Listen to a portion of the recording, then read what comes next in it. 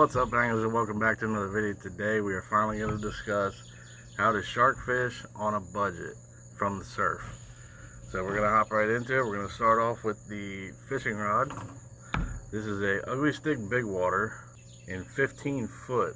This is a heavy power and it's rated for up to 10 ounces of lead. So this is a two-piece rod and it runs around $99. Normally you can find these at Cabela's or Bass Pro Shops or anything like that. I actually got this on sale, which most of the time you can find these like Black Friday or anything like that. I got this for $89.95. I got 3 of them. It's got very big eyelets. It's very long. I mean, you can really set this down and really pull back on these sharks. I mean, it's thick. I mean, it's a really sturdy rod. You can catch anything, really up to a 12-foot shark on this, no problem. I mean, you could probably catch bigger, obviously, but we haven't really done that yet. So we're going to then jump into the reel. And if you guys haven't seen our previous video on shark fishing, we catch everything from smaller sharks to we even catch up to a 9.5 foot sand tiger shark in that video. So this is the gear we were using. This is actually an Amazon special. It's a Dr. Fish long shot spinning reel. It's a 12,000 size. It's got a 48-pound max drag and it holds approximately 500 yards of 80-pound braid, which is pretty good for land-based shark fishing on a budget. I thought they weren't going to make it as long as they have. I've had these for about 4 years now and they're still perfect. It's got a big game aluminum handle here. It's interchangeable, obviously. You definitely get some torque on this one. It's a 3+1 rust resistant ball bearing system and it's smooth action for casting and retrieving. And it's got a side plate that's both sealed and waterproof, so no need to worry there.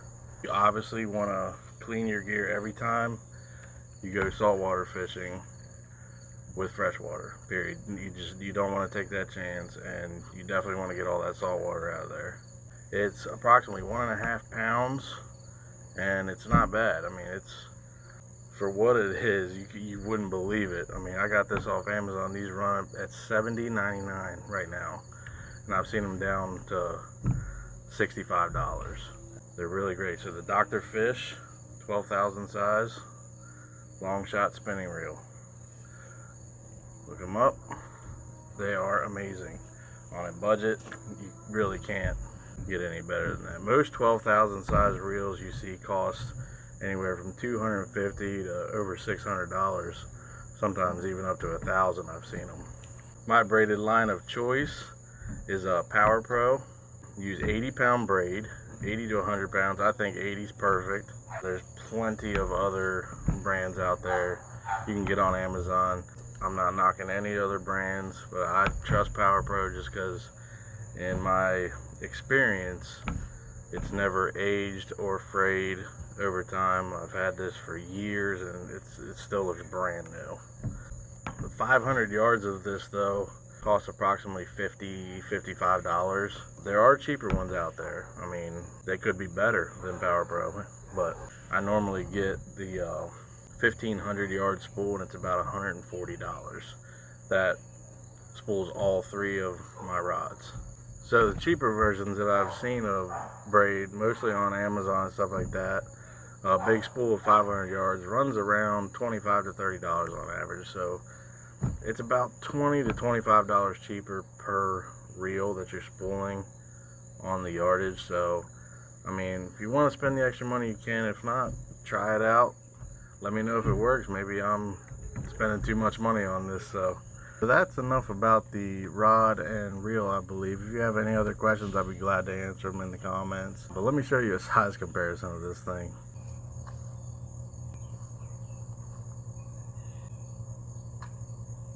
Alright guys, so now we're going to talk about rigs.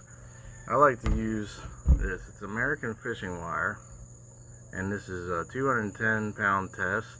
It's nylon coated, so it does have salt protection.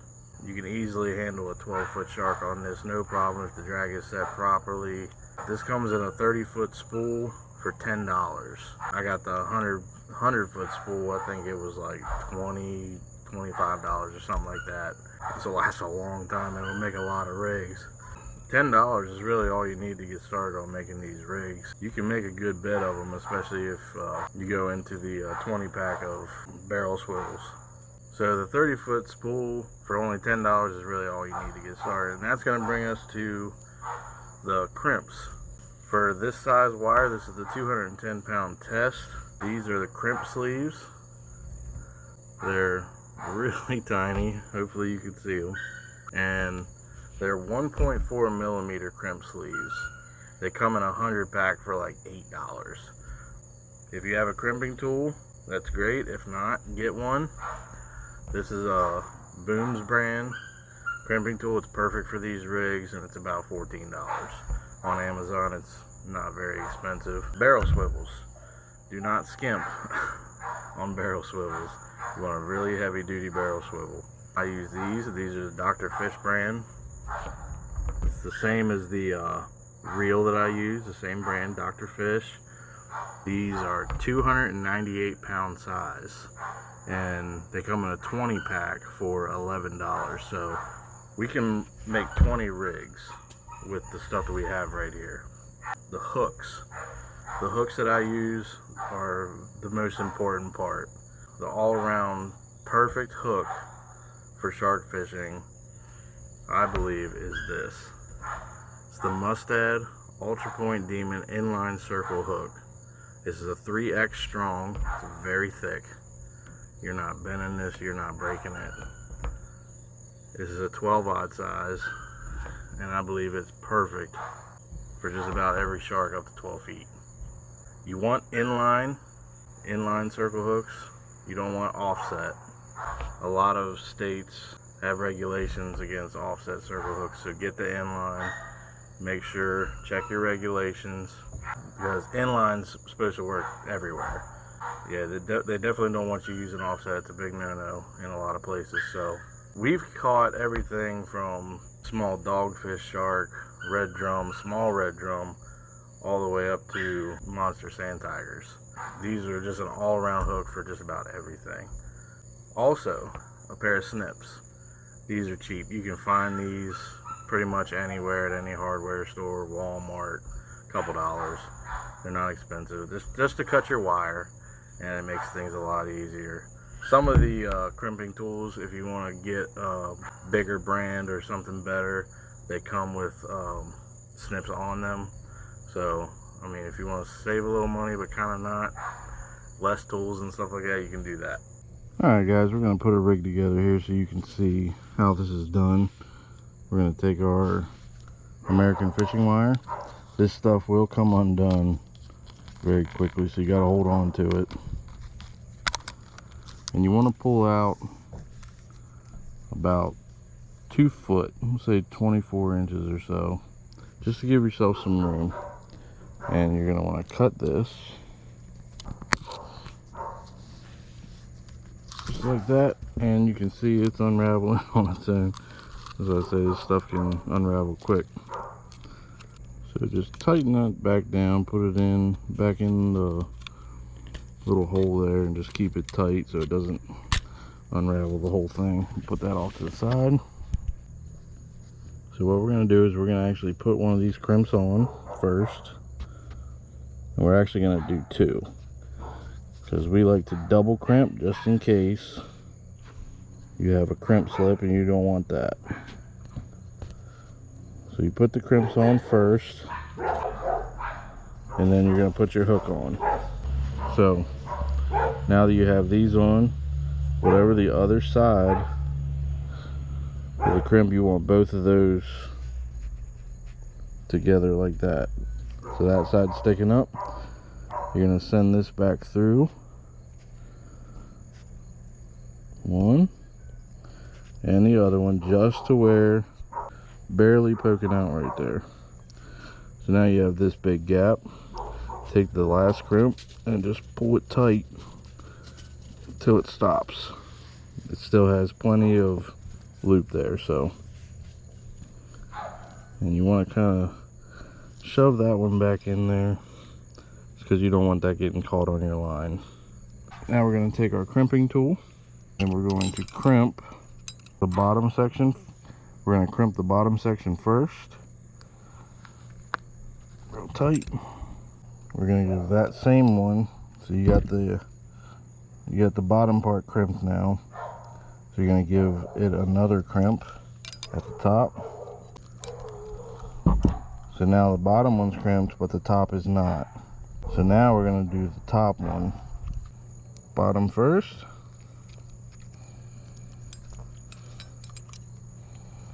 And then the top.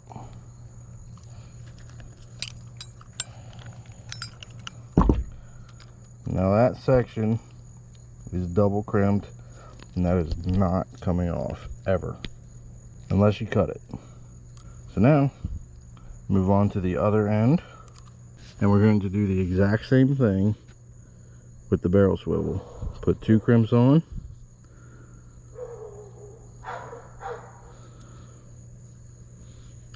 then your barrel swivel. You have plenty of room here. You can make as big a loop as you want to work with, and send it back through your top ones. Send that through to where it's just barely sticking out, just like we did the last one. And see, you have plenty of loop. Take the last one, pull it down to cinch it as far as you can till it stops. Just like that. And now we're going to do the same thing. We're going to crimp the bottom section first, move up, top part of it, the bottom of the top one, same thing,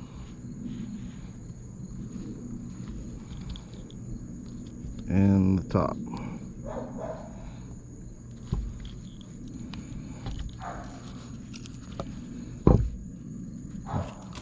And there it is, guys.